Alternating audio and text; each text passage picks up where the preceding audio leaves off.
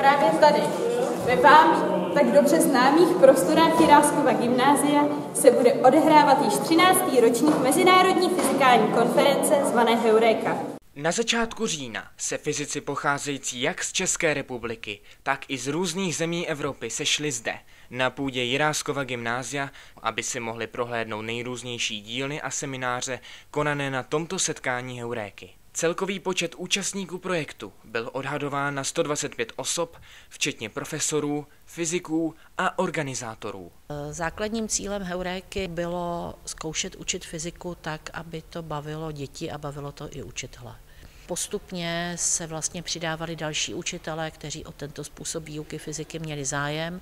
No a vidíte, že teď je tady plný gymnázium. Proč zrovna Náchod, proč ne třeba Praha nebo jiné město? Protože v Náchodě jsou krásné prostory, je tady krásná aula, je tady možnost ubytování a je tady pan profesor Polák, který to celé připravuje.